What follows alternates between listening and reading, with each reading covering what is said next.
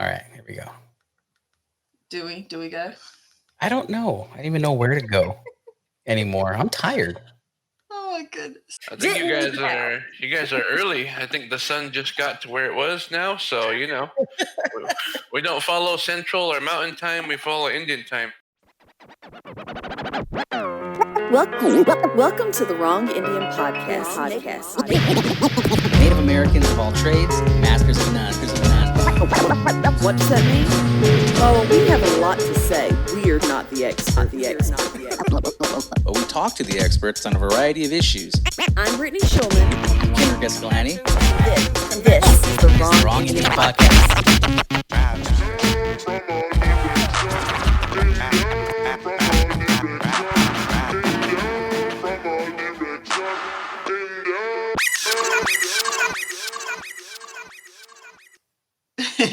Welcome back to the Wrong Indian Podcast. My name is Brittany Schulman. This is Season 2, Episode 8. I am twisting my words, but I'll let this guy tell us who he is. Man, do you like all that energy? Woo! Season 8. Oh, wait. Season 2, Episode 8. I'm mixing it up. Man, we don't even know. Season 8 would be awesome. One day.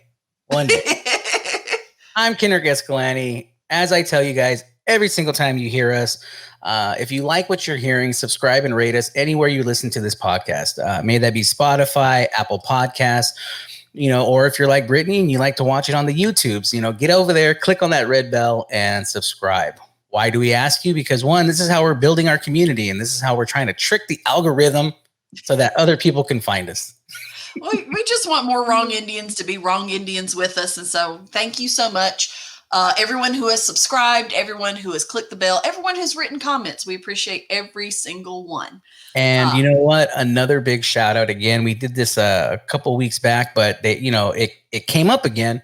And so big shout out to Urban Native Era, who put out a list of podcasts to listen to. And we were one of them. And I will not lie. We weren't the last one either.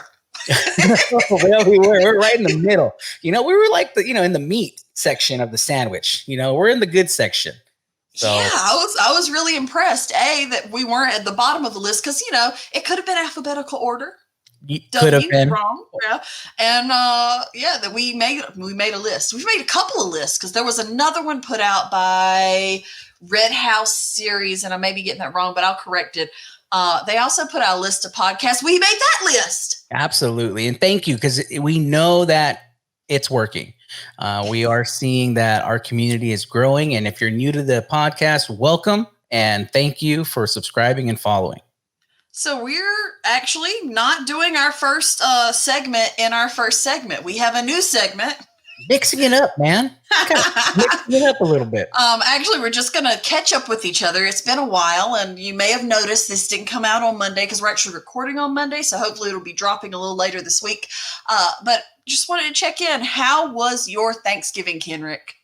Okay, look, full disclosure. I understand what I'm about to say. Some of you are going to be like, oh, some of you are going to be like, how dare you? Trigger warning.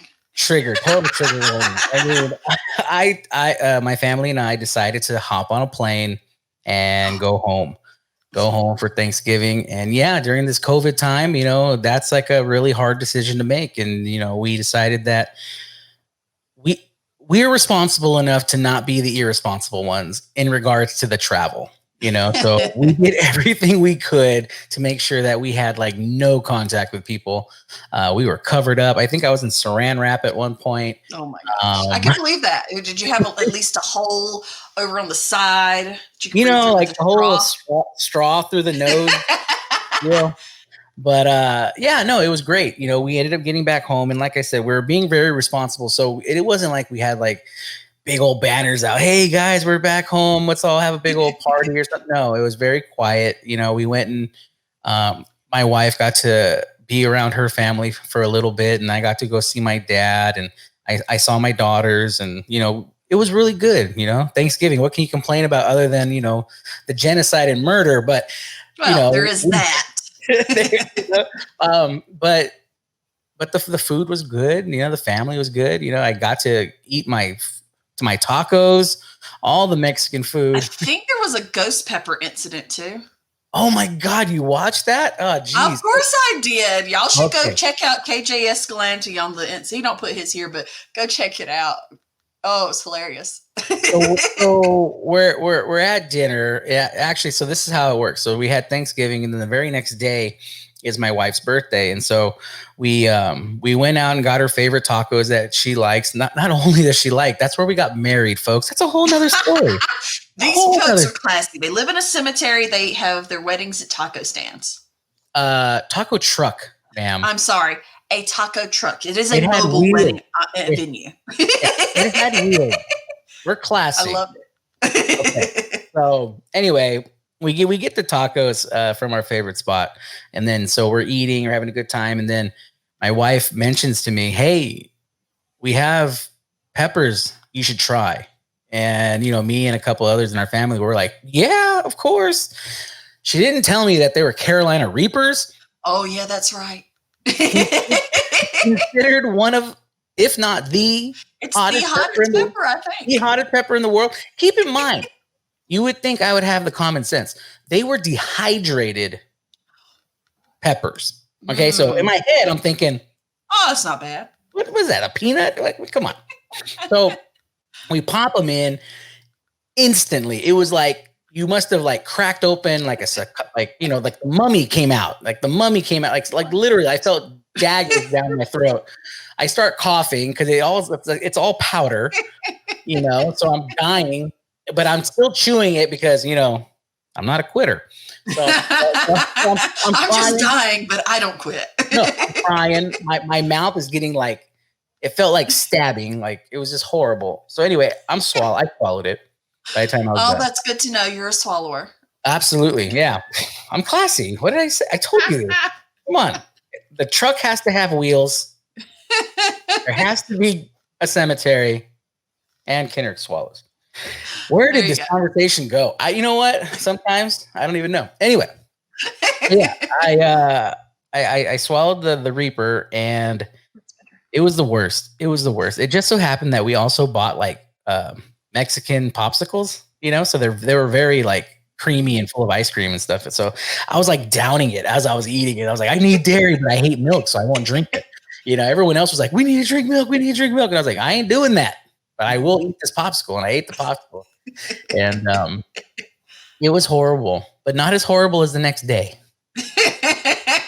And we could probably leave that to the imaginations of the viewers. I will not. I will just say fireball. Fireball. I have no need to be a tough guy anymore. In regards to the Carolina Reaper. But other than that, everything was wonderful. It was a great trip. It was it felt good. And like I mentioned in our last podcast, just the feeling, the moment I got off the plane and I saw my mountains and I smelled the air, the whole thing about it was when you're home, and it just felt good. But anyway, enough about that. How was your Thanksgiving?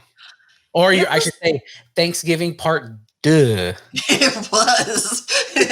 Well, there was a moment where I was like, we've already done the food thing. We're okay. We don't need to do something. My husband's like, no, let's get a turkey. It's he said, I'll cook it. I was like, okay, cool. Good on him.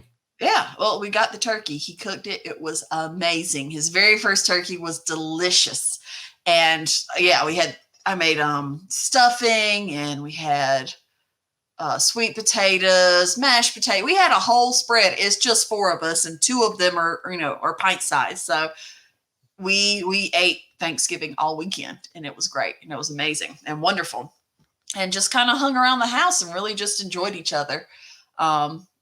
It's very easy, at least when your job is not just a 9 to 5, to want to work all the time. And I actually made a conscious effort to just stop.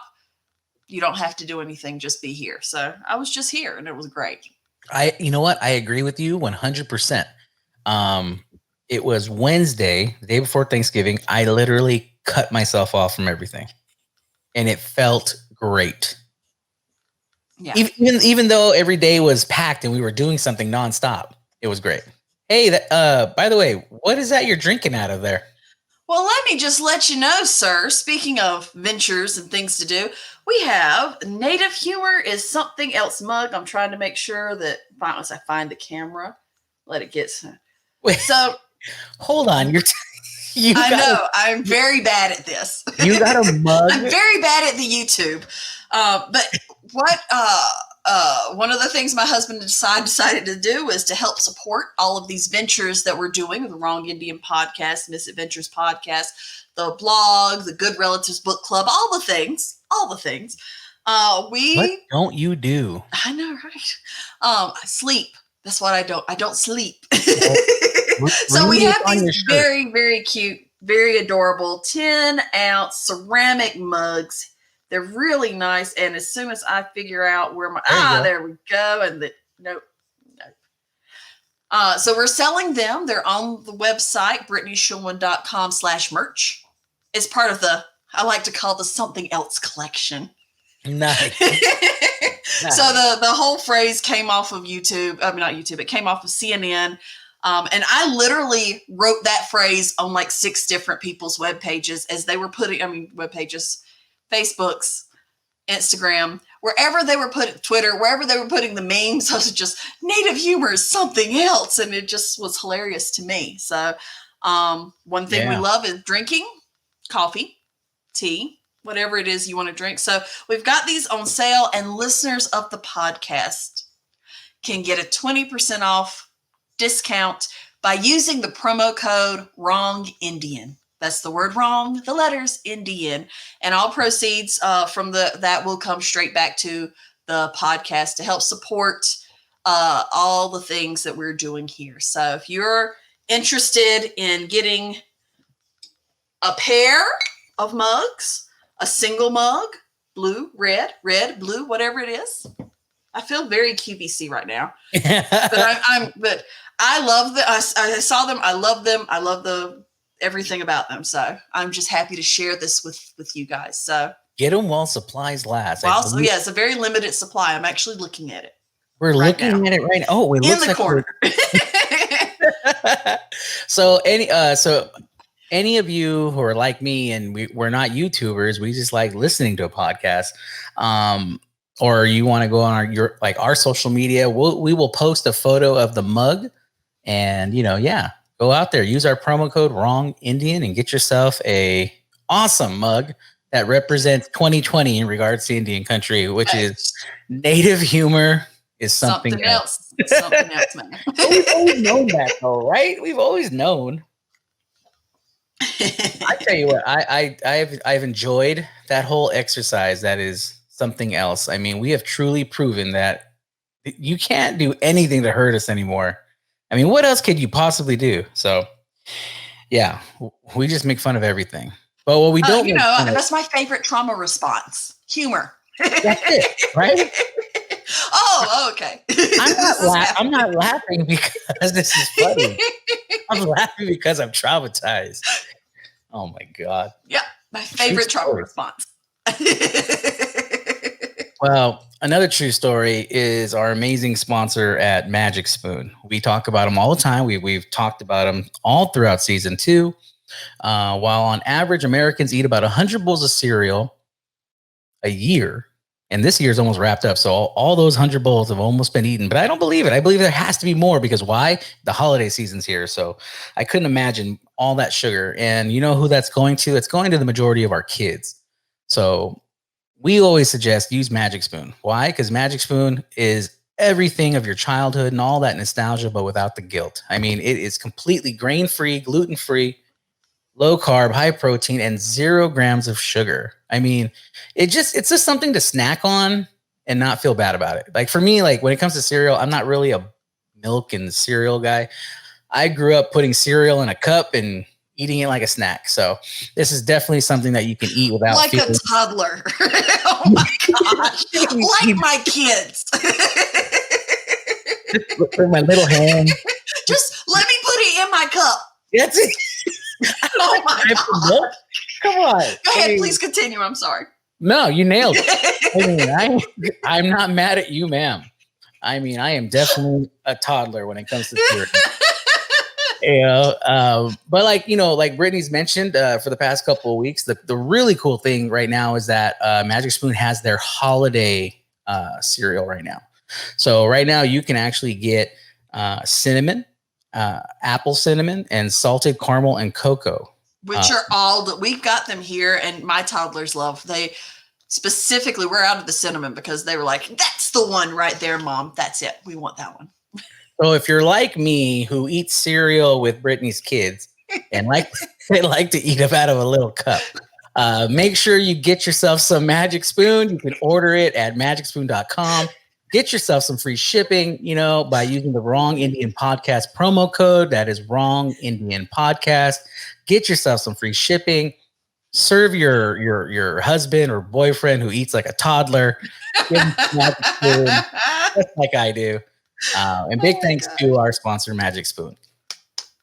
That was classic. And so you know what? I just don't deny it. It's the truth. Well, there's nothing to deny. That was hilarious. But we're gonna go into what are we watching, because that's our normal everyday. Because we consume a lot of visual media. Let's just call it that. We're visual. Yep. Well, at least I am. Maybe you are too. I think you are too. We're very visual people. Yeah. I need to see things. I need to see all the things. I simply need to watch things just so that my mind can decompress.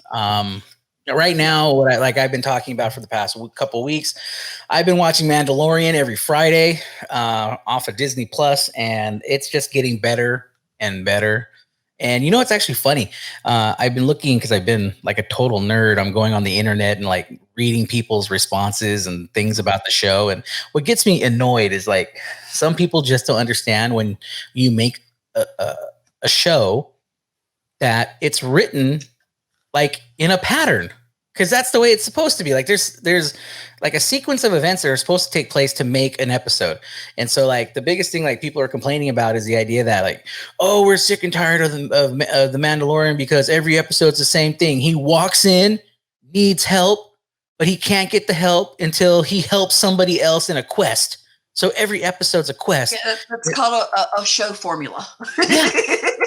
But you can think of a lot of shows that do the exact same thing. Exactly. And the thing is, every episode of Seinfeld.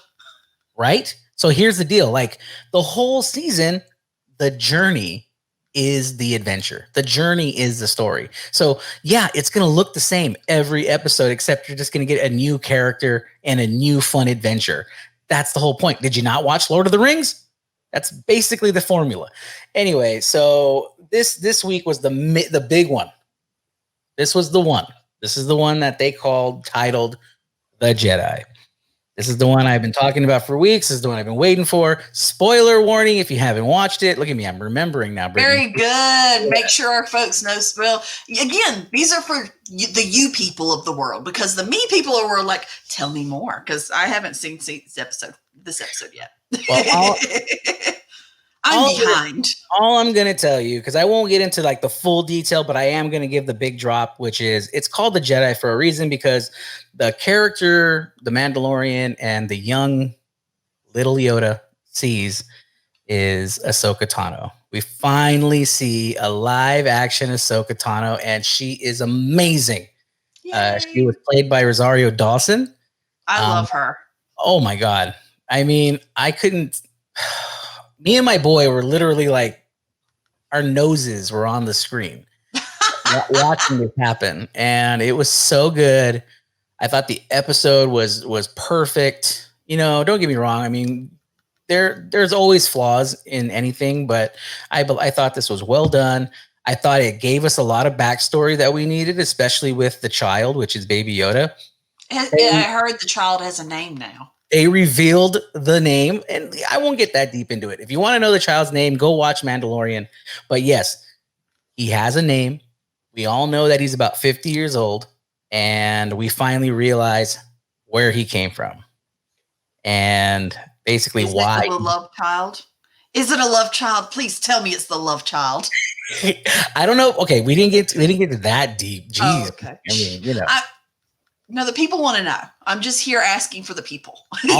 all I will say, if you know anything about Star Wars, you know that there's a famous order and that order was called Order 66. And that order meant something. Something happened when that order was given.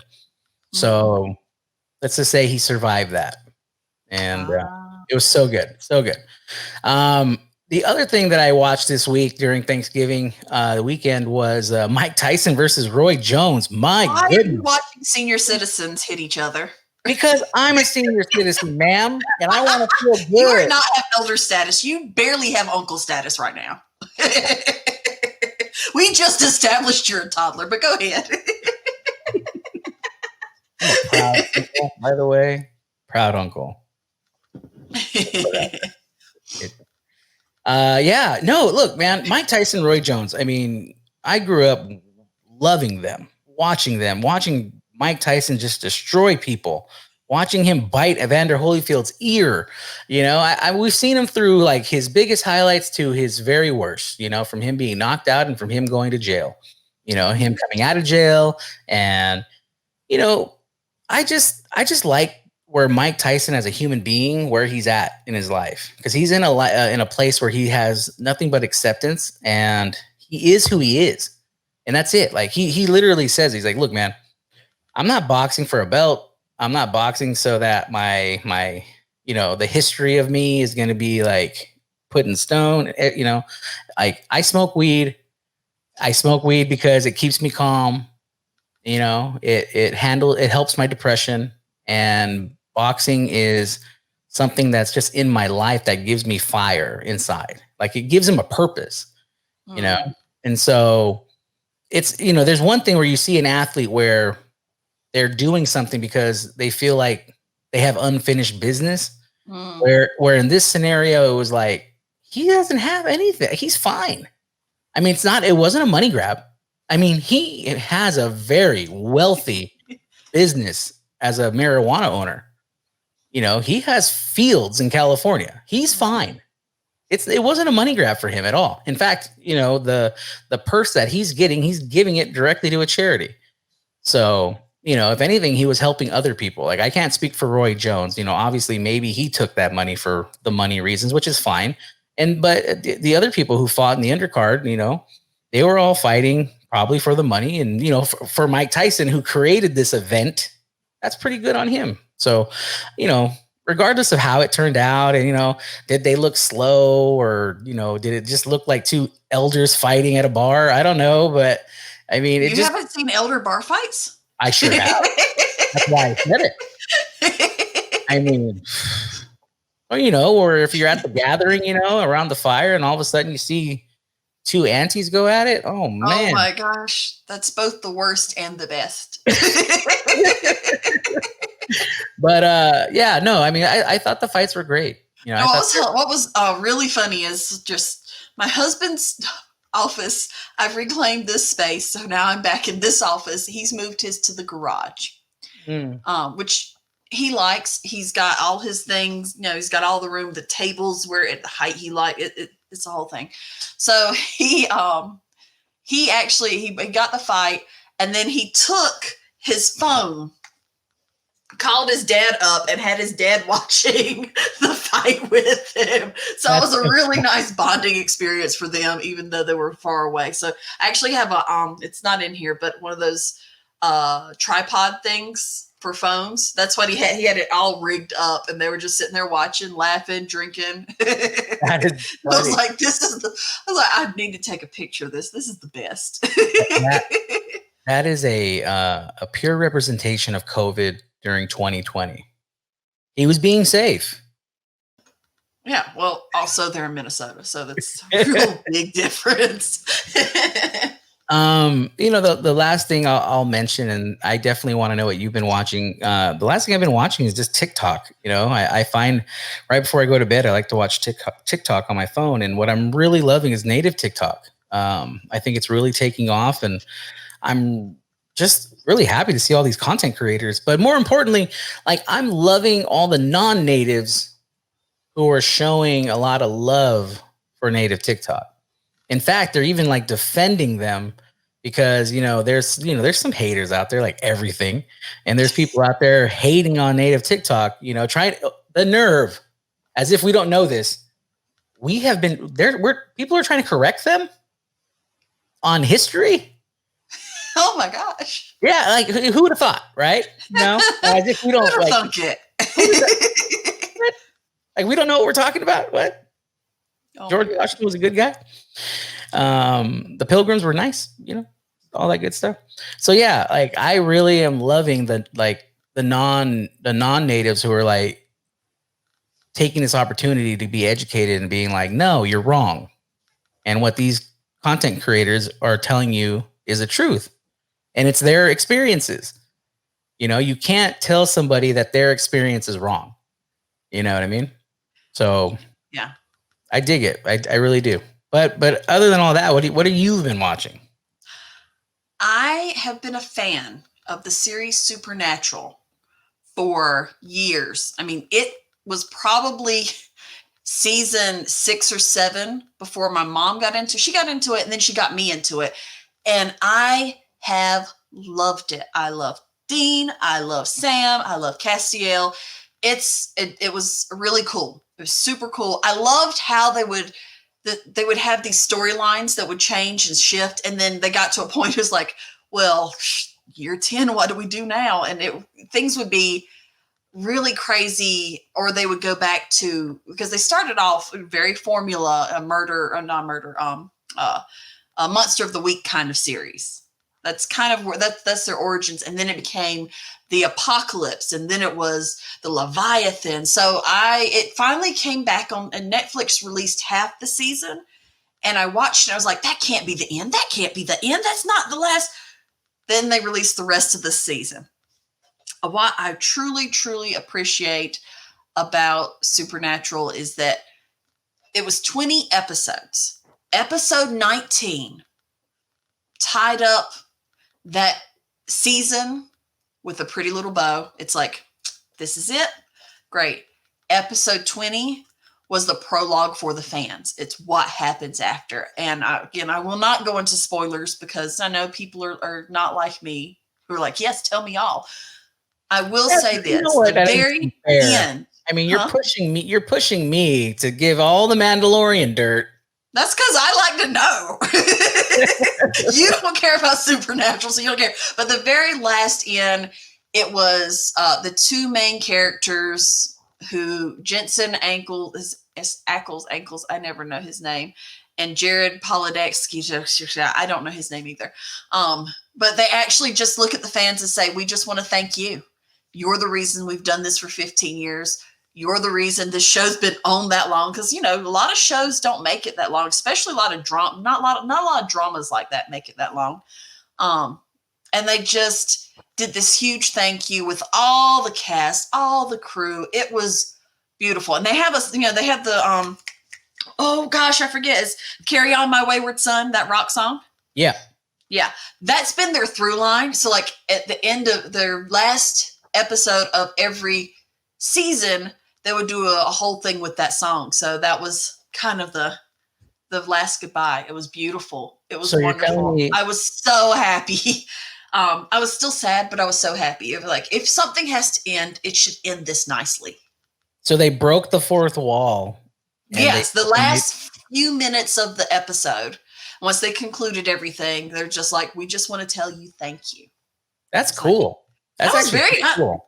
Yeah, I thought it was really, because a lot of shows don't break that fourth wall. They just conclude and that's the end, and the actors go on and do their thing. But this is, again, 15 years is a long time. So literally watch them turn 40. Well, the one thing I will share, I mean, I'm not going to pretend and like act like I watched Supernatural. I just never did. But I am a nerd. But I am a nerd enough to know about the success of Supernatural. And a lot of people are really coming to that whole like, look, they have 15 seasons under their belt. And the only reason why they actually came back was because the fans wanted them to come back. And so they said, you know what, we're going to do this. And you know what, they're leaving on the highest note that they possibly can. Yeah. So that's when like you have a successful show, like the Seinfelds, the Sopranos, like everyone, like they leave at these high notes where they're not being told, guess what? We're canceling you. These guys are like, we've done it all. Yeah. And in fact, we probably could have done 3 more seasons and people They would have probably could have been making Supernatural. I would still be watching it. In fact, I'm probably going to go binge watch when I get a moment to all of it just to see it over again. Because I usually don't. Once I finish a season or whatever it is, I'm kind of done and I don't go back. I'm going to go back on that one because I just really enjoyed it. I love the mythology. I love the elements that are in there, the angels, the demons, the witches, all of that. It's great. It's really great. I'm going to give you a deep cut that your Sam will always be my Dean. Say that again. Sam, he's the character Dean from Gilmore Girls. Oh yeah, I never watched the Gilmore Girls, so yeah, my wife drugged me into that one, you know. So yeah, I know every episode of the Gilmore Girls. You want to make a show about it? Let's do it. I know. Well, I have to watch it first, and it's really not something I'm interested in. But you know what I was interested in? Animaniacs. Thank you. So I can't tell you how much. I mean, once you told us that Animaniacs was on Hulu, it was back. It's on. I was like, we're watching it, and I literally went into my kids. Was like, no more Baby Shark. We're watching Animaniacs, and they sat there and what? Now there was a couple of times my daughter did go. Who's 4? She goes, I would just burst out laughing. She go, Mommy, why is that funny? And I was trying to explain the joke, and I couldn't explain the joke to a 4-year-old. I was like, meta humor, baby. It's meta humor. And that's what I love about them. I love that they can be so, I mean, they break the fourth wall all the time. Oh my God, even back when they first came out. It says so in there. Oh, also what I appreciated about their so they did let us know what happened to the rest of the cast and why they're not part of it. Mm-hmm. But they also changed the lyric where it's Dot is cute and Yakko Yaks. Dot has wit now. I was like, look at you updating it. Yeah. So I appreciated that. I was like, oh, okay. So I guess we won't see any of these other characters. The good feathers are out. Not a fan. Yeah. So I also know that you're a YouTube binge watcher. Little bit. And a lot of YouTubers that I have a very specific group, a very small group. In fact, I write about it on the blog this week. You can go check that out on Thursday when it comes out. But I have a very specific group of vloggers that I like to watch. And as I was putting that together, I was like, that's a pretty diverse list. So there's Paige Danielle, who's a native vlogger, and that's all she does, like mommy and me, shop with me, clean with me, those kind of things. I enjoy her. It's her vlog is all about a down home feeling for me. Then that chick Angel, and that chick Angel may want to come back to do this podcast. You should go thank her because she's like on different podcasts, but she also has her vlog that she does and features her family and her husband, her kids. That's really great. Sarah Ray Vlogus. She has another channel that's, the big name channel, but then she does her vlog channel. And me and Paula, who's on the other podcast, we both like her, but we both like the different channels because they're very geared differently. And then Jessica Braun was my introduction to YouTube. And when I was watching, she's more of the makeup beauty guru who's now moved into lifestyle and other things. And her husband, Tyler Braun, do Vlogmas. So like one day it'll be on his channel, one day it'll be on her channel. It's all the things they do for the holidays. It just feeds my little voyeuristic soul. So I've been watching them. I'm actually gearing up because tomorrow is Tuesday. Tuesday is December 1st. So I'm gearing up for people's Vlogmases. Well, real quick before we, because we're kind of like going into that December, about Thanksgiving. One quick thing about Thanksgiving, what was really awesome, because I really didn't participate too much in what is that, Black Friday? Oh yeah. Oh yeah, that's a thing.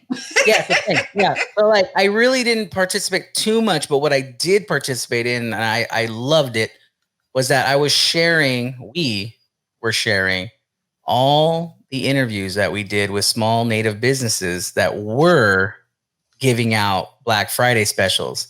And, you know, it's almost like, I know this whole season has been pre-planned and we set up these interviews and we, you know what we're doing, right? But when I got to see it in order, and because I shared every single Native business that we've covered in season 2, I was just like, wow, like I would have never really known about these people prior to this season, you know? And that's the way it is all over the nation, you know? And so we're doing our part to kind of share these businesses, and more people should, and they are, you know, just like Urban Native Era, you know, is putting shout outs about us and stuff, you know, it's all about community and sharing. And so seeing, you know, Chelsea Jones and, you know, seeing Dr. Lee Francis and, you know, Nikki from Red Street Girl. So, you know, it was just like every single one, boom, boom. Then we had Cheekbone Beauty, then we had Ashe Beauty, and then we had was it oh my God, Lynette Tracy Brown of Lynette Tracy. Yeah, of course. Yeah, I'm wearing her shirt because I am a serious businesswoman. Yeah, you are. You're constantly plugging something. No, I mean serious businesswoman. I'll drink to that. That was a visual plug, by the way. But yeah, I mean, and then also, you know, Joey Montoya of Urban Native Era and all those guys. I mean, just being able to see that list, and I'm just like, I was actually getting excited. I'm like, oh my God, I can't wait till like next year and see what other lists we create. You know, it's just showing a lot of cool natives doing cool things. So there really, really are, and I like that we've been able to not just showcase them, but also learn from them, because they are really cool people doing really cool things who are, you know, it goes back to my little teacher heart. It's like, oh, look, there's things to learn. Lifelong learners over here. So I appreciate it, learning from them and growing. I think really 2020 is all about the pivot. It's all about the small business too. It's all about keeping your dollars in places that make sense for you. Right. And something that makes sense for me right now is FNX Fit. Look how seamless that was. With the holidays, we know that there's going to be a lot of eating, a lot of packing the pounds, but you don't have to. You don't have to just be idle about it. You can go to FNX Fit, who is committed to creating innovative supplements of the highest quality, so that you can support your active lifestyle or your inactive lifestyle, whatever it is that you need to do. Not only do they have workout supplements, they also have sleep aids, super greens, collagen, and hair gummies, ebooks. If maybe that's your thing, maybe you just need to know a different workout, a different thing to do. They've got all sorts of ebooks available on their site. I am still using their protein powder. I have been putting it in my coffee because I did not know that was a thing. Because I don't use creamer in my coffee. I did not know that was a thing. So, I've been making my shakes because after all the turkey and all the potatoes and all the other things, I really am feeling it. So I got to get back in my groove, and you know, going for my run is important to me. So if these things are important to you, if having some super greens is important to you, if having, you know, supplements is important to you, listeners of the podcast can get 15% off of your order by going to fnxfit.com and entering the promo code Wrong Indian at checkout. That's the word wrong, the letters NDN at checkout.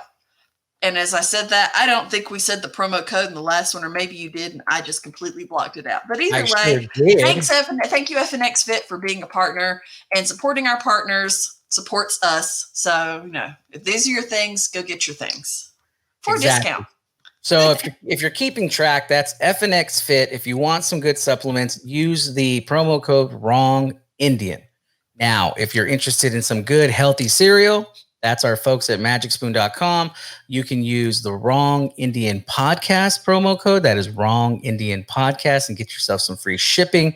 But more importantly, if you want to get a kick-ass mug that talks about our native humor, because native humor is something else, you can use the promo code Wrong Indian at BrittanySchulman.com. And you're not only supporting her, you're supporting the podcast, you're supporting Indian country. You're supporting little brown babies. Little brown babies. Quote us on it. That's my next t-shirt. Don't at me. Don't at me. Support a brown baby. Hashtag. All those that's funny. things. So our last segment. Last wonderful segment. And that's the one that I always I can't wait for. And that's what is making you happy, Brittany? Oh, you get me first. Yay. So what's making me happy is that I've got 2 weeks to be done with these classes and right. I can take a deep breath. Right. That's making me super happy. Just this last 10-page paper, 2 more final exams, and I am done for this semester. What else is making, you know what? Creating content with you is actually making me happy. I look forward to our weekend. I missed our weekend. I got all dolled up and everything, dude. And then get that text. We're just tired. Like, look, jet lag is a real thing, man. I'm sorry. Creating content has really re-energized me in a way that I didn't know it was going to. Just really and truly. So being able to put this stuff out in the world is just really energizing me, making me happy, and just looking forward for Christmas. I tried to institute. So I was talking with my husband and I was like, how about we just do a 4-gift Christmas? Because, right now they're little and their toys are cheap, but as they get bigger, their toys are going to get more expensive. So if we start now with just 4 gifts and it's something they want, something they need, something to wear, something to read. I was like, that's perfect. It's a great. He made that face, Kenrick. He's like, yeah, how about you do that? And I'm gonna buy their love. Okay, like it was a beautiful moment of I'm gonna get my kids what I want my kids to have, and I'm like, exactly. I support you. You buy that. You buy that love. I've been doing it. Gift giving is part of his love language, so I was like, yeah, okay, I can't take that from you. That's what you want to do that. So, thinking we already had the conversation with my daughter, who's a lot more articulate now and able to tell us, exactly what she wants. And it's been pretty consistent. So that's got me excited. And then my son he is head over heels over dinosaurs right now. He has this we got it for his birthday because his birthday's in October. It's a Jurassic Park Indominus Rex. It goes with him everywhere. Is it really? He takes it everywhere. And at night, when he goes to bed, he puts it in bed with him and puts the covers on it. Aw. Like, that's so cute. So I see more dinosaurs in his future. Awesome. All that's making me very happy. Well, what's making me happy is the same thing. I mean, this is the end of the year, and this is when you're, it's when you most want to be around your family. So, like you, I have about a good 2 weeks left of my work, and then we're going to close up shop and we get to spend the rest of the time with our family. My daughters are going to be coming down. We're just going to veg out and enjoy the holidays. And, actually what was really cool is I got to see them on the West Coast for Thanksgiving, and out of the blue, it was weird. It was like totally unexpected. They're like, I lied. I did participate in one Black Friday thing. They're like, can you take us to go to, I'll just say, a soap store? No need to plug other people. But we went to a soap store that has smelly You mean Dancing Butterfly Naturals? Yeah. Bison Star. Yeah. Those are 2 great soap stores, but continue. There you go. It was something from Sister Sky. No, but they wanted to go to this store, and they looked around. They were buying stuff, and they were just buying. They grabbed lotions, different things, lotions, potions, all the things, all the things. And then we get in the car, and then one of my daughters hands me lotion, and she's like, "Early birthday present. Here you go. I got you. I got you a lotion." And then my other daughter's like, "Here, early Christmas present. I got you some hand sanitizer." And I was like, "Oh." I didn't even expect it, and I was just like, that's so nice. And then the other one was like, I ain't buying you nothing. I thought you were really going to say after I paid for it, then they handed it to you. No, this was their money. So beautiful. Nope, their money. I think one thing that I really have enjoyed this year, I got all the girls their own debit cards. And so they've been earning their own money from myself or their mom, or, and so they've been saving their own money, learning how to use a debit card, learning that, oh, wait, you mean my account can get empty if I keep spending it? Yeah. That's called budgeting. You got to learn how to budget your money, so it's either, do I get to Grubhub today or do I get to save it for another day? They're learning. So yeah. Having them back here in December is going to be great. And then plus I'm looking forward to January 21st, but I won't get ahead of myself. I just know that there's going to be a new inauguration. Is it the 21st, not the 20th? No, it's 21st. Oh, okay. I was looking forward to the 20th personally. Okay. But anyhow. Is it really the 20th? Am I wrong? I don't want to be wrong. I think you may be wrong. Usually it's January 20th. Are you sure? It's a Google thing. You can Google it. Yeah, I'll do that. Yeah, I'm sorry that I'm trying to be informative. Or maybe I'm trying to rush things because that could also be very true. Oh! I don't know. All I know is I just can't wait. What's that?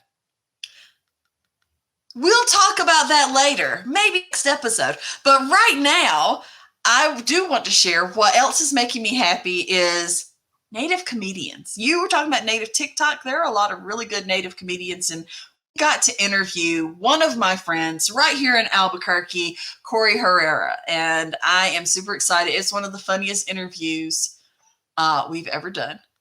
And I'm we went there. That's all I'm gonna say is we went there. It's not a clean episode unless Kenrick decided to put a couple of bleeps in. But other than that, it was a great episode. It was a great interview, and I'm looking forward to having him back. So, and you can follow him at CH Comedian on Instagram.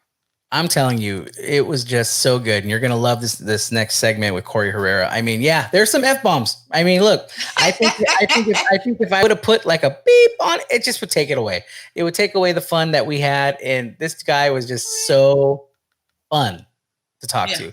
He was literally a breath of fresh air. Like he had his kids in the background, he was just hilarious. He was so resi and he loved it. He loved talking about it, oh my God, it's awesome, guys. Corey Herrera. That's our next interview right now on the Wrong NDN Podcast. Natives do what? Natives are funny because native humor is something else.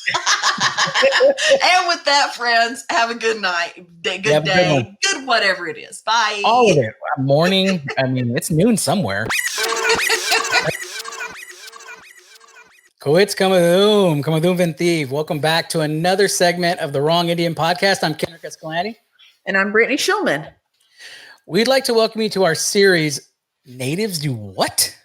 Where we take a deep dive with natives who have interesting jobs. So today we are interviewing Corey Herrera, a Native American comedian from Cochiti Pueblo, and he's been performing comedy all over New Mexico. He is one of only a few Pueblo comedians and would like to put the Pueblos on the map.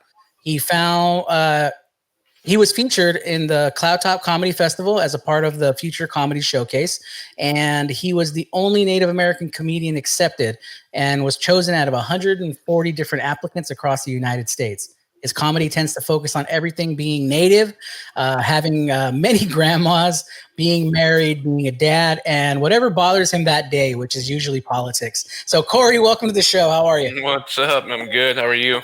I'm good, man. I appreciate you coming in on Indian time. You flew in about good 15, 20 minutes late. We love it.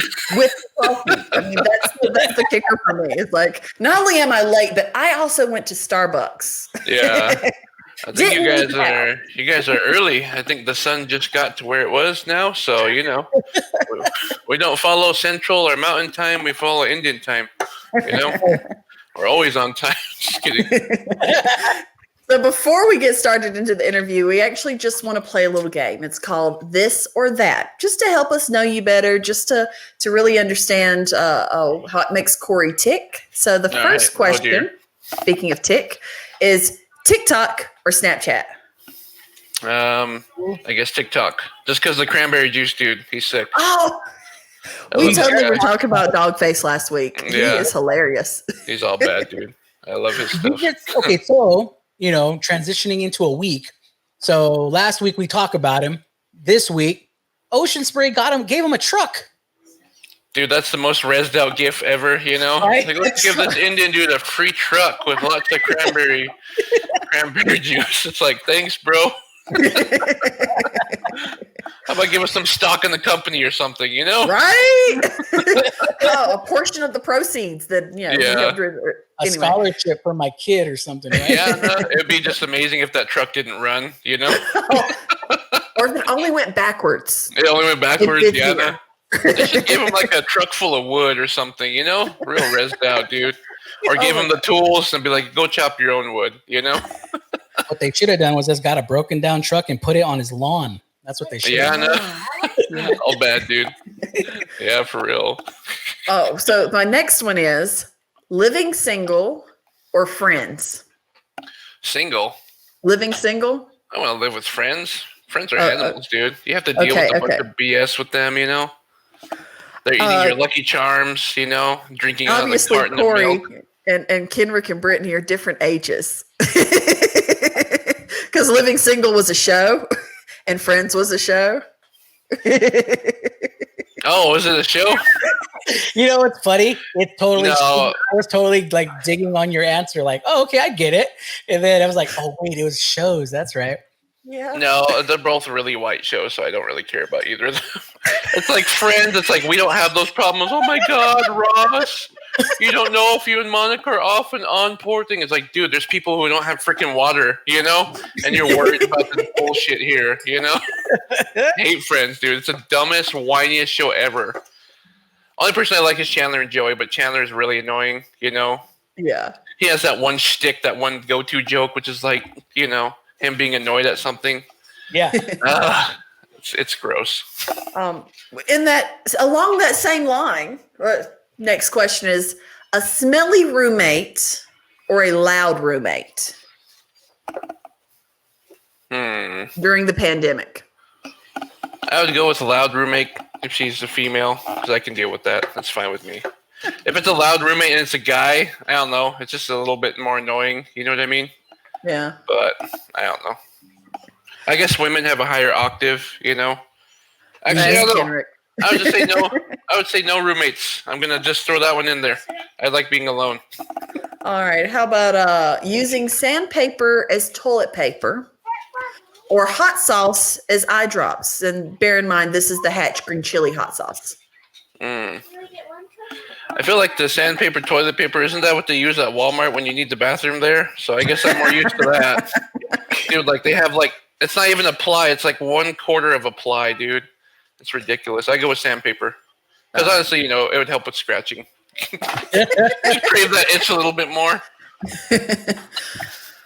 So the last one is probably our most controversial, and we've been on several interviews and posed it to several different people, and so now I ask you, as a strong Pueblo man, Indian taco, Navajo taco.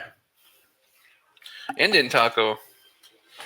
That's all I'm saying. I mean, not to be blunt, but you guys didn't discover that. I'm sure someone taught you that stuff. You didn't have flour.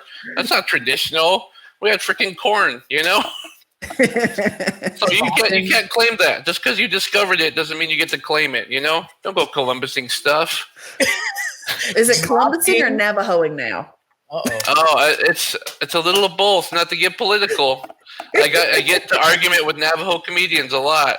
Like, we're the original inhabitants of this land. I'm like, really? I guess I just imagined the Trail of Tears was a hiking trail, I guess, And that usually shuts them up. It's like, dude, Pueblos are the only people who fought to stay where we were at. We have not moved. We have not budged. You know what I mean? Say that to my people, man. Yeah, I'm from North Carolina, about 45 minutes from the coast. We call ourselves the tribe that didn't move. Okay, well, in New Mexico, we're trying not to move. This is in response to Navajos, dude, not to actual tribal people. You know what I mean? It's like fighting the Navajo taco, Indian taco. That's who we're fighting with. It's like, dude, come on.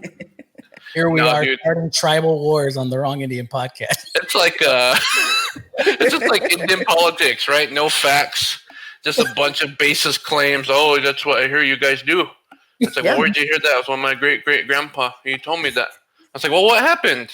Well, he stole a sheep from us. You know, it's like, really? So that's why you're not going to give me housing? What the heck, dude? That does not line up at all. Oh, your EBT hasn't been approved. You know, it's like, well, why? Oh, my great-great-great-uncle. They didn't come to agreement about who's going to keep all the pigs. You know, it's like, what? You get shards of what happened. You don't get the full story. It's like, dude. I think you guys were just a bunch of assholes back then, you know? Yeah. Awesome, man. So before we take a deep dive into our questions, how about you just tell us a little bit more about Corey? Like, let's get to know you some more. All right. I have 3 kids, all with the same woman, right? Nice. Big accomplishment, wow. Indian country, dude. You know? Winning. People put like their like diplomas. I put a picture of the 3 kids with the one woman because that's my accomplishment. You know, I hate being a homeschooling teacher. It is the worst job in the world. I can't stand it. You know, and I hate it. But anyway. Let's see more about me. I've been Native my whole life. Didn't really have a choice, you know, but here we are.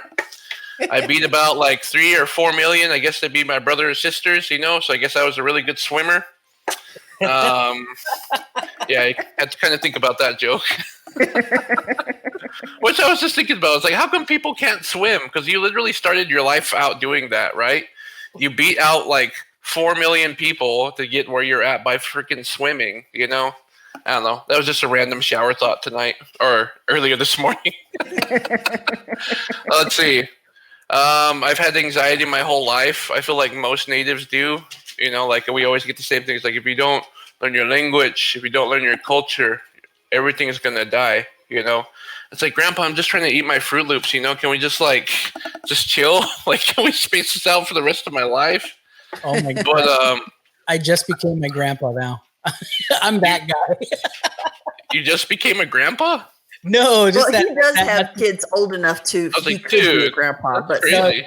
No, just a scenario like that's totally me now with my kids. I'm like, you gotta carry it on. Yeah. Yeah, no, I had my daughter watch. My husband had our daughter watching Pocahontas, and every 5 minutes I'm stopping. And another thing, you need to know that this and this and this. She was 18 months. Oh yeah. I don't know that it is a word. That's funny though, because it's like there's no filter there. It's just like we got to put it into them. We got to tell them right now, you know. Yeah. But I think it's good because we're building. I feel like it's a culture of honesty, and I think that's what we're establishing. So I think it's good. But like in Coachity, like I kind of try to flip the narrative because people are just so fucking negative all the time. There's my one F word. I'll use it for that. But it's like.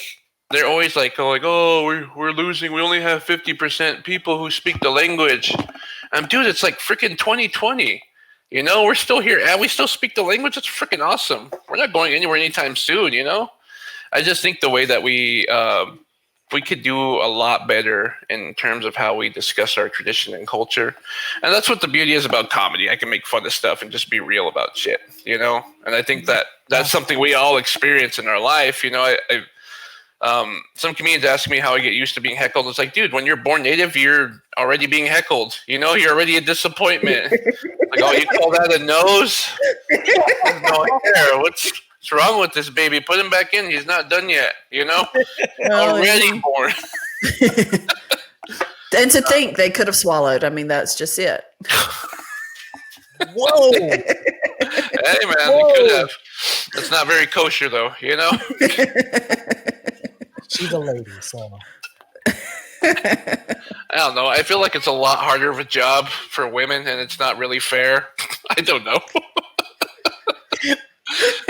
Where are we going now? I guess we're going there. We're talking. I'm just kidding.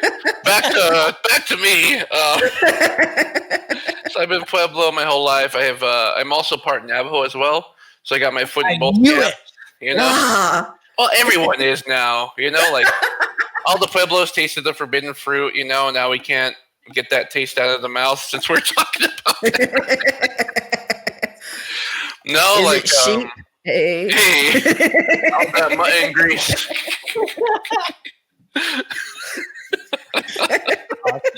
Awesome, dude. No, like, yeah. So, like, you say, like, if we ever go to war, I just have to pick a side. You know, that's why I'm going with Indian taco right now. But you know, Navajos get a little bit more. I'll go Navajo taco. You know, I know enough about both sides. You know, so I can, you know, give secrets about the enemy to the other team. Just depends. You know, I sit on the fence about a lot of issues. You know. No, it's cool though. I like being native. That's the one thing that's really, really awesome. Like, I feel like no matter where you go in the world, like this happened to me. I went to Pennsylvania, and I was just out walking. I was like, all right. I never drank till I was like 26 years old, just because you know I was always looked down in our family. But I was like, all right, I'm gonna go to a bar, and out of nowhere, some freaking rezzed out Navajo lady was like, no, don't do it. And then I was like, what the hell? Where did this materialize out of? And she was gone. I was like, dude. Natives can't get away with anything, you know? There's always someone somewhere in the world who's going to see you doing something, you know? So it's good in a way, I guess, you know? I don't know. Maybe she was just an amalgam of all the grandmas I've had, you know what I mean? Right? I don't know.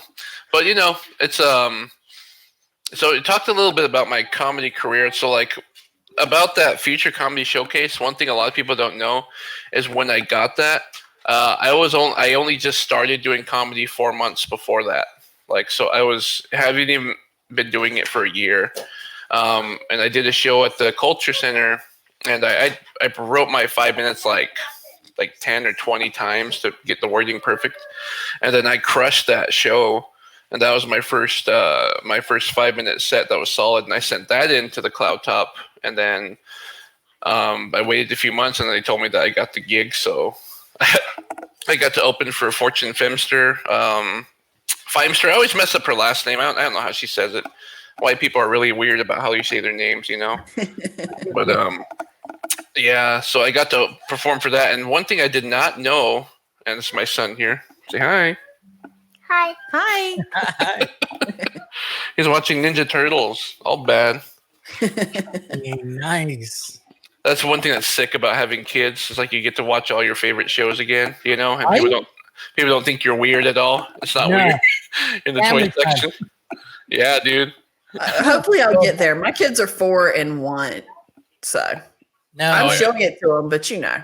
And like our cartoons of our era, they're so like nostalgic now, and like everyone wants to get into it. So it's we're the cool kids again. The best I think the best opening theme is always just going to be X-Men, right? Yep. It was like the most epic freaking thing ever, you know. It's a rally cry. Yeah, it is, dude. Holy shit, that's perfect way to describe it. Yep. Nice. You got to load up. You're like, what? Where we go? Oh, dang. Professor X is calling me. I need to go. There's only I think there's 2 native X-Men, right? There's a Warpath, and then I can't remember the other one. It probably has something to do with a hawk or some sort of wolf reference or something. Yeah, he's some type of chief of some sort. Some type of thief. Yeah, there goes EBT man. All bad. Hey, so actually, what you're leading into actually leads into my first question for you. Yeah. Which is, why did you choose comedy? And like, how did you get started? Like, how did you get started before you did your first set? I guess like to me, comedy was always something that I gravitated towards. I just didn't really know it was something I could do. Like in my family, like I'm really good at making people laugh. And in the Pueblo, I can make people laugh really easily, you know, just riffing off of, you know, a bunch of bullshit. You know what I mean? Right. And that's when I'm the most happy, is when I can make people really laugh and have a good time. And, you know, when we're just like standing in a circle and everyone's just like, you know, all you hear is just laughter for days, you know, like those are the times that make me the most happy. I think like the things I remember about with my dad and my grandpa is the first time I made both of them laugh. You know, I was like, I would always try to make them laugh with things I thought they would think were funny. But it was when I was being me is when they laughed, you know, when they laughed at something I was saying. You know, like with my grandpa, I was just riffing on Pueblo politics, how stupid it is for people complaining about being in leadership, you know. But it's like, well, you have the opportunity to say no. No one's holding a gun to your head, you know, so you might as well just try and do it to the best of your ability. That's all I said. And then I was just making fun of it. And, you know, I kind of did a character. I do this like rezzed out voice, and my grandpa thought it was funny, you know. And then the other time I have with my dad is there's these ceremonies that we do in Cochiti where we have to use tobacco. And so they were trying to make jokes about it. There's always like these stupid like getting high or hotboxing, the Kiva jokes, you know, and it's like, it's funny. It's really cliche. And then my dad really liked to watch that one movie, Half Baked. You guys remember that movie? Yeah. Did you ever see that one? My wife's favorite. So like he was, we got to bust out.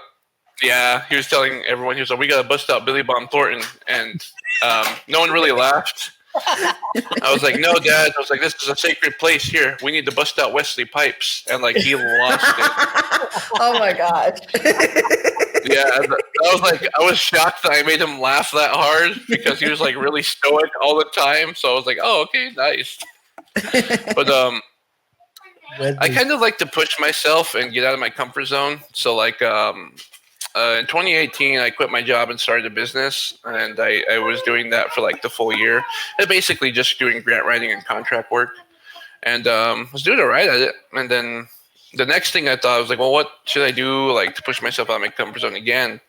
And I thought about doing 5 minutes of stand-up, but at that time I didn't know that there was any stand-up going on in Albuquerque, you know? So I was like, all right, before the end of the year, I need to do at least 5 minutes somewhere, you know? So I found a club, and I went there like 4 times, and I had my set ready, but I just did not do it, you know? And till the end of the year, like I didn't do it. So at the beginning of 2019, I was like, all right, I got to do a 5-minute set. So in February, I did my first 5-minute set, and I didn't bomb, surprisingly. You know, and I made people laugh at my jokes, made fun of being Indian, you know, made fun of Cherokee princesses, you know what I mean? So it's always fun. But that's when it started for me. And then when I got booked that show for the Cloud Top, it was a really professional gig. So like, I like really had to push myself. So before that show, it was in September. I performed 84 times. So I did probably 60 open mic spots. I did like 5 or 6 different shows. I opened for a band twice, and I did 1 college show just to prepare for all that stuff. And I played Indian Market too. So that was all just in preparation for that one. Mm-hmm. And then it's one of those things that I feel like everyone has that one thing that they can put a lot of time and effort to. And I didn't really ever have that until I found comedy. Like, it's that I respect the work, and I respect the game of it. I respect the honesty of it. If I suck one night, it's because I suck. That's it. No politics involved, no nothing. I just wasn't funny. And that's what's kind of cool about it. Like, last week I performed, and I killed at this one show I did. I did that same show the following week. I bombed, you know. Last night I played an interesting gig. It was a Mormon crowd. I didn't know they were all Mormon. No. It was a private show, and it was fun. I did my Indian jokes, and they kind of laughed, and it was fun to get them laughing, see what they laugh about, you know. I think like that's what I like most about comedy is just like it's a really honest reflection of for me putting in the work, you know, and being able to do the work. And the work is really really interesting to me, you know, learning different writing styles, studying, and just all the amount of work that you put into it. It's really rewarding for me as a person, you know. Mm-hmm. That's really awesome. Which kind of leads into my question of, I think as natives we can make anything funny or fine, but where do you find most of your material? Where are you gleaning that from, or have gleaned? Yeah, right. Yeah. Gleaned, I think it's from, right? I don't know. I always say, like, Indians, we don't know the laws of grammar. We follow the laws of grandma, right? Yep. It's just like, I like wordplay a lot, and it's just, some things you do, it doesn't matter how much you prepare for things. Sometimes you'll have an interesting thought on stage. And for me, that's where a lot of material I get sometimes is on stage. Like I had someone mentioned Aquaman in the crowd, so then I kind of went off of that. I was like, oh, it's cool that they finally have native superheroes, you know? I was like, but did they really have to get someone like Aquaman, like Jason Momoa? It's like, come on, dude. Like, look at me, you know? What the hell am I supposed to do now? You know what I mean? It's so inaccurate. I'm like, come on, it's just unrealistic expectations. But and then like that allowed me to play with it. It was like, oh yeah, if he was native, then what else can I say? I was like, oh yeah, I saw Aquaman. You know, if he was a real native superhero, he'd be all pawning his gear in the, you know, at the pawn shop. You know, Yeah, that's all gold, something man. like that. Yeah, getting all wasted with the hammerhead sharks or something. You know, I don't know. It's just fun to play with ideas. You know what I mean? So crowd work is something I didn't know I would be good at, but that's something that a lot of comedians in New Mexico or here on the scene say that I'm really, really good at. And I didn't really know that was a strength I had, was just being able to make fun of people on the spot, you know? So that's one way. The second way is just like writing, you know? Like sometimes I have a bunch of journals that I've written, and I feel like structure for me feels like it kind of inhibits my creativity sometimes. So like if I have a journal that I'm just writing in all the time, it begins to feel like work sometimes, you know? So like I write in different areas. I'll write on this page, I'll write on this pamphlet or whatever the heck, but I put it all in a like this bag. And what I do is when I'm trying to generate new material is I'll go through those ideas and then like find a few of them and then just start working on them, you know? So that's how I write the material. Other thing is just studying and doing different things, you know, like I like being around people, being around weird, awkward situations in life that you can't really talk about or that you don't really know until you experience it. And then I'll just write something down. You know what I mean? But yeah, there's many different ways to write material. It's just like being able to let that creativity flow with you. There's no dumb ideas, you know. I think that's what I'm learning, or I learned, and still learning, is that you just have to let the ideas flow through you. You can't be like, put that filter on them. You know, like I had this bit I asked someone about. I was like, I have an idea about doing a native joke and ISIS. And then he was like, no, don't do that. And I was like, okay, but why? And he was like, well, because it mentions ISIS. I was like, well, let me try it. And then it happened to be one of my strongest jokes so far, you know? So I'm glad I didn't listen to that guy. I'm like, what the fuck? You're not even in comedy. Sorry, that's F word number 2. YouTube is counting. You can just bleep it. You can just put fudge in or something after that. Oh my god. No, that's cool. Yeah. I can't remember what we're talking about now. That's all right. And all rezzed out, getting all sidetracked. And for our listeners out there, if you guys know anything from season 1, we are definitely a family show. And so we love that Corey had his family in the background. That's what you're probably hearing and wondering, what is that going on? Oh, yeah. Yeah, but we're totally about that. We love it. I mean, honestly, every week we're competing with Brittany's dog in the background. So we love it. Yeah. She is the third co-host of Wrong Indian Podcast. Nice. I mean, I'm locked up in a bunker, so that's why you never hear anything from me. But, oh yeah. Quarantine or what? You got to do it, man. Actually, if you would know, it'd be really hilarious. I live in a cemetery. Oh yeah. Yeah. How come? What had happened was. So, I'm originally from Arizona, and I ended up getting an opportunity to work in D.C. So we moved to Washington, D.C., and we were shopping around for a place to stay, and we found this really beautiful house that I mean, the best way to describe it is like the Beetlejuice house, the nice white house on a hill. And the only caveat to it is it was in a cemetery. It's the old housekeeper house, it's like 100 years old and it's crickety and, the neighbors are awesome. It's a very quiet neighborhood. Yeah, very quiet neighborhood. I would assume so. There's not a lot of noise going on in the graveyard, Well, I like to think of it as like the opposite of horror movies. I'm not on a Native American burial ground. I'm next to Confederate soldiers. Oh, yeah. So, okay. So, like, they have that white privilege, right? They're going to go bother someone else. Oh, bad. So, my next question for you is, what are some of the obstacles that you faced as a Native American comedian? And just as a comedian in general, I mean, if you think about comedy right now, there's a lot of cancel culture, there's a lot of be careful with what you say. I mean, so how do you navigate yourself through that? And then I have a second question to lead into that as well, is that how are you handling all of this during the pandemic? Okay, that's so many questions. I didn't know I feel like I'm doing an SAT or something. I'm just going to bubble C all the way down. All right. Cancel culture is just, you can't cancel a minority. You can't cancel funny. That's what they're trying to do. It's like you can tell really offensive jokes, but I think like people are smart. Like people know. I think like the cancer to comedy is obliviousness, And I think if you're oblivious about something and you don't know it's wrong or you're pretending like it's wrong, then that's not going to be funny.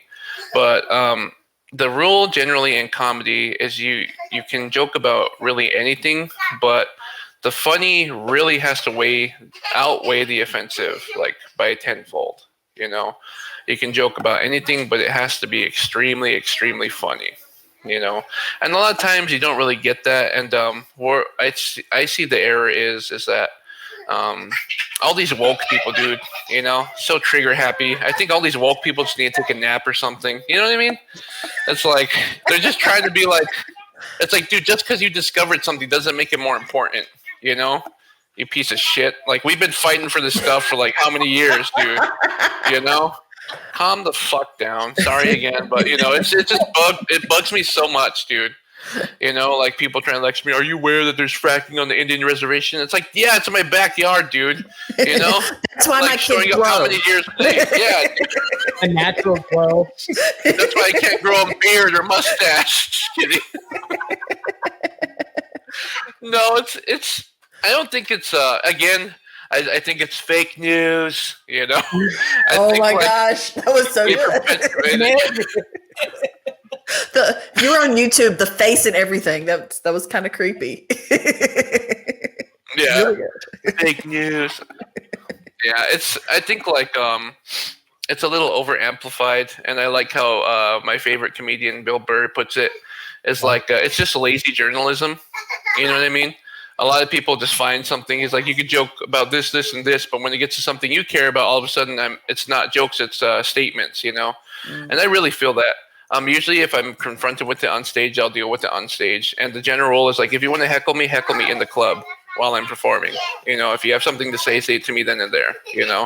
Don't be this freaking Facebook gangsta, trying to be like, oh, don't watch Corey Herrera. He does this joke about this. It's like, dude, I'm not running for fucking office, So come and see me at the comedy club, go to the show, pay the $5 fee and heckle me there, Just grow up, man. All these people are just like a bunch of little kids, It's like, I don't like it because it's just really annoying to me because it's like, I believe so hard in what I'm doing, so everything I'm saying must be right, and I'll do whatever I can. It's like, dude, what you're doing is kind of illegal. Get out of my yard. You're trespassing, I don't know. It's just like, it just really bugs me. But back to the questions. We're all rambling here. Early morning thoughts with fresh cup of coffee, man, I'm happy to be at the wrong NDN podcast. I'm just happy to be around Indians in general, dude. Right. Like, I feel like I just started a job over at NACA, the school. And nice. I just love being around Native people, dude. And we definitely the know culture is it's just there. You know what I mean? Like, you don't have to justify being native. You don't have to explain, and I feel like the jobs I have had, I'm the only native in the room. So then it's like, Corey knows all about native culture. It's like, dude, there's 567 tribes. I know my Pueblo and half of the Navajo stuff, It's like, come on, dude. I don't know any of that stuff, but I just love being around native people because I don't have to explain anything, We're all on the same page, But the cancel culture, I feel like, it's just an attempt to regulate people's speech, So like, it's funny because at the time that they're trying to advocate for certain things, they're also trying to prohibit free speech or freedom of expression, And I would rather people have transferring of ideas and have actual real things come from that, Like, let's meet each other and let's discuss why you disagree with this and that, I just can't stand the system now. It's like ridiculous, But yeah. I don't know. That's why we need comedy, man.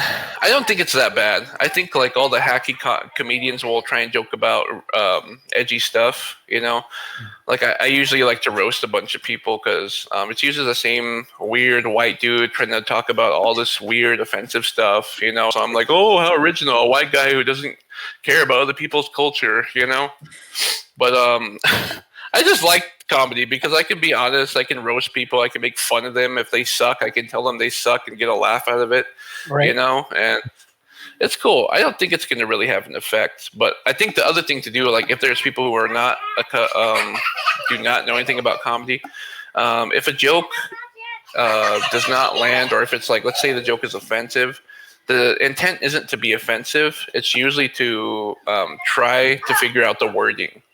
And a lot of times the wording isn't right. So then it sounds like you're saying something else. But that's why we perform at open mics. That's why we perform at shows, to get the wording down. We're all working on new material all the time. Comedy is an art that you can't really practice privately. You need an audience, you know. That's what's the hardest thing about comedy, is that you need to be performing to get better at it. And, it's not like music to where you can practice scales and chords.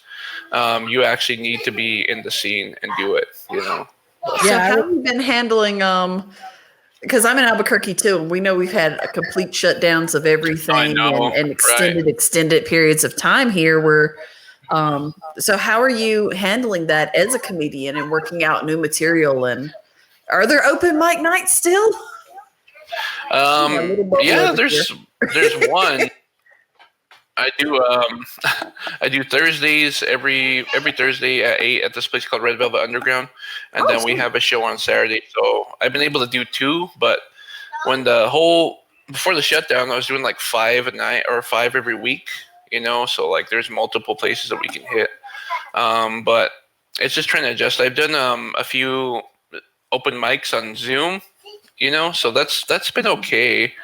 It's allowed me to connect with comedians I wouldn't have connected before. I did this open mic in England. Really? It was crazy, dude. Yeah. I did all my native jokes and they understood it, It was pretty cool. I'm like, nice. They felt all right, you guys know. The red coat skipped the red man. Nice. It was pretty cool. But it's just finding those opportunities, and just trying to be open with stuff and trying new things, But definitely been writing a lot, just that's the only thing I can really do right now, Mm-hmm. And what advice would you give to an Indigenous youth? Because you mentioned earlier that you didn't know this was a thing you could do as a profession, as a job. What advice would you give Native youth who may be thinking about this, or who may be funny, who may make their grandpas laugh, and think that this may be a path they want to pursue? Yeah. Well, first I need to clarify. I'm still starting in comedy. I've only been in the game two years. Opportunities have been opening. Eventually, I do want to pursue this full time, but it's a good idea to never run into anything without a plan. So like if I were to just do 100% comedy, our family would be starving. We'd be having to shack up at my grandma's house. You know what I mean? How did it? I heard this quote from Will Smith. It's like something about opportunity and preparedness or something like that. I can't remember exactly how it goes, but I've been able to jump on a lot of shows and get a lot of offers here in New Mexico and in Colorado because I see the opportunity and I'm ready, you know. And I did a show out in Colorado Springs in September. That was my first gig out of the state, and it went well. Like, you know, my material landed, and I got to make fun of white people, which is always fun, you know. That's like the best thing ever, dude. Like this one guy, I was doing some crowd work, and he heckled. I do a joke about native assumptions, like how it's I can't go anywhere. You know, everywhere I go, everyone thinks I'm alcoholic or fucked up or something, and it's not really fair, you know, because we do meth too. Yeah, right? Of course. And then he blurts out, he's like, "Did you bring any peyote?" You know, and I was like, "Dude, that's the whitest shit I've ever heard." You know, like 567 tribes, 6 million people, the one native guy. Did you bring any peyote? You know what I mean? That's like me coming up to you and asking if you have any Velveeta cheese. You know. I just love roasting people. It's so fun, dude. Like, if anyone's gonna say any ignorant shit, like, do it during a comedy show because that's when it's the best, you know. But no, like, for me, it goes down to studying and it goes down to structure. I spent the whole 2018 just reading,